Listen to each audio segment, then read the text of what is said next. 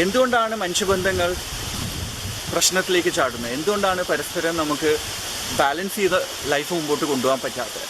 ഇതിൽ ഇന്നത്തെ സമൂഹത്തിൽ പല ഘടകങ്ങളുണ്ട്. അതിൽ അധികവും എക്സ്റ്റേണലാണ്. നമ്മുടെ ചുറ്റുമുള്ള സമൂഹത്തിൻ്റെയോ അല്ലെങ്കിൽ നമ്മുടെ എൻവയറമെൻറ്റിൻ്റെയോ ഇൻ്റർഫിയറൻസ് വളരെ കൂടുതലുള്ള ഒരു കാലഘട്ടത്തിലാണ് നമ്മൾ പോകുന്നത്. അതുകൊണ്ട് ബന്ധങ്ങളെ നല്ല രീതിയിൽ കാത്തു സൂക്ഷിക്കാൻ നമ്മൾ ശ്രമിക്കേണ്ടതാണ്. ഇതിൽ പേഴ്സൺ ടു പേഴ്സൺ, ഒരു റിലേഷൻഷിപ്പിൽ ഒരു പേഴ്സൺ ടു പേഴ്സൺ ഏറ്റവും കൂടുതൽ നമ്മൾ ശ്രദ്ധിക്കേണ്ട ഒരു കാര്യം ഓപ്പൺ ആയിട്ടുള്ള കമ്മ്യൂണിക്കേഷനാണ്. അവളെൻ്റെ ഗേൾഫ്രണ്ടാണ്, അവളെൻ്റെ ഭാര്യയാണ് എന്ന് പറയുമ്പോൾ അവളെല്ലാം അറിയും, എല്ലാം മനസ്സിലാക്കി ചെയ്യണം എന്ന് ചിന്തിക്കുന്നത് തെറ്റാണ്. അവരും മനുഷ്യരാണ്. ചില സമയത്ത് ചില കാര്യങ്ങൾ തുറന്നു പറഞ്ഞാൽ മാത്രമേ അവർക്ക് മനസ്സിലാവത്തുള്ളൂ. അതല്ലാതെ അവർ മനസ്സിലാക്കേണ്ടതല്ലേ, എന്നാലല്ലേ അവർക്ക് അവരുടെ ബന്ധം തെളിയിക്കാൻ പറ്റൂ. അല്ലെങ്കിൽ നല്ലൊരു റിലേഷൻഷിപ്പ് ആണെങ്കിൽ നമ്മൾ പറയാതെ തന്നെ നമ്മളുടെ മനസ്സിലുള്ളത് മനസ്സിലാക്കണ്ടേ എന്ന് ചിന്തിക്കുന്നത് വളരെ തെറ്റാണ്. വി നീഡ് ടു അണ്ടർസ്റ്റാൻഡ് അവരും ഹ്യൂമൻ ബീങ്സ് ആണ്. അവർക്കും മൂഡ് സ്വിങ്സ് ഉണ്ടാവും. അവർക്കും ചില ദിവസങ്ങളിൽ ശ്രദ്ധക്കുറവോ അല്ലെങ്കിൽ ചില ദിവസങ്ങളിൽ നമ്മളെ മനസ്സിലാക്കാൻ ജോലി തിരക്കുകയാണ്, ചിലപ്പോൾ നമ്മുടെ ഒപ്പം ഇരുന്ന് സംസാരിക്കാനുള്ള സമയം കിട്ടിയില്ല എന്ന് വരും. ആ സമയത്ത് മുഖം വെറുപ്പിച്ച് മാറി നിൽക്കുന്നതിന് പകരം നമ്മൾ ചെയ്യേണ്ടത് അവരുടെ അടുത്ത് പോയി നമ്മുടെ കാര്യം പറഞ്ഞ് മനസ്സിലാക്കുകയാണ്. ഓപ്പൺ ആയിട്ടുള്ള ഒരു കമ്മ്യൂണിക്കേഷനാണ് ഏതൊരു റിലേഷൻഷിപ്പിൻ്റെയും ഫൗണ്ടേഷനായി മാറുന്നത്. രണ്ടാമത് സപ്പോർട്ട്. ഏതൊരു റിലേഷൻഷിപ്പിലും പരസ്പരമുള്ള സപ്പോർട്ട് ഇല്ലെങ്കിൽ, അങ്ങോട്ടും ഇങ്ങോട്ടും വളരാൻ സഹായിച്ചില്ലെങ്കിൽ ആ റിലേഷൻഷിപ്പിന് അധികം ഫ്യൂച്ചർ ഉണ്ടാവത്തില്ല. ഒരാൾ മാത്രം അയാളുടെ ഇഷ്ടത്തിന് ചെയ്യുന്നു, ഒരാൾ മാത്രം വളർന്ന് മുമ്പോട്ട് പോകുന്നു, മറ്റേ ആഗ്രഹങ്ങൾക്കും സ്വപ്നങ്ങൾക്കും അവരുടെ കാഴ്ചപ്പാടിനും ഒരു വിലയും കൊടുക്കാതെ നിൽക്കുമ്പം ആ റിലേഷൻഷിപ്പ് അവിടെ സ്പോയിൽ ആവുകയാണ് ചെയ്യുന്നത്.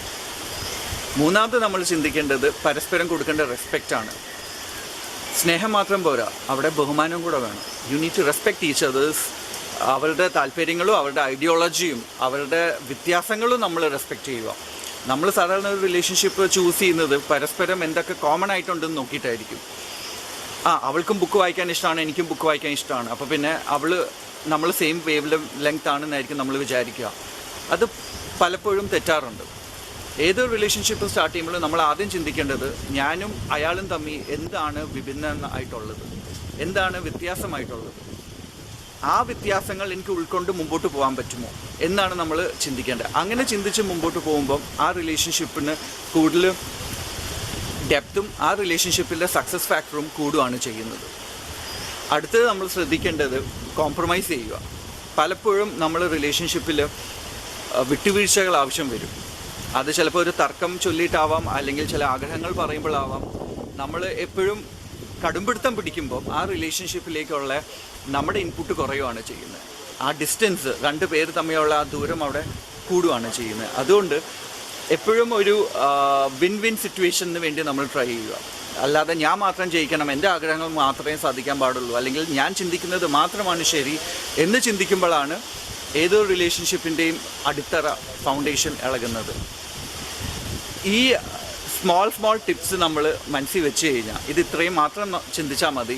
കമ്മ്യൂണിക്കേഷൻ, പരസ്പരമുള്ള സപ്പോർട്ട്, മ്യൂച്വൽ റെസ്പെക്റ്റ് ആൻഡ് ഒരു കോംപ്രമൈസ്. ഇത്രയും നമ്മൾ കറക്റ്റായിട്ട് മുമ്പോട്ട് കൊണ്ടുപോയി കഴിഞ്ഞാൽ നമ്മളുടെ എല്ലാവരുടെയും റിലേഷൻഷിപ്പ്, അതിപ്പം ഒരു അച്ഛനും മകനും തമ്മിയാവാം, അല്ലെങ്കിൽ ഒരു ഗേൾഫ്രണ്ട് ബോയ്ഫ്രണ്ട് തമ്മിയാവാം, ഭാര്യ ഭർത്താവ് തമ്മിയാവാം, വർക്കിംഗ് പ്രൊഫഷണൽസ് തമ്മിയാവാം, ഓഫീസിലുള്ള അങ്ങോട്ടും ഇങ്ങോട്ടും colleagues തമ്മിലാവാം.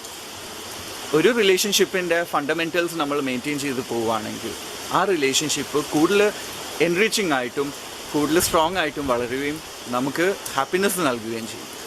Happy relationship to you. Thank U.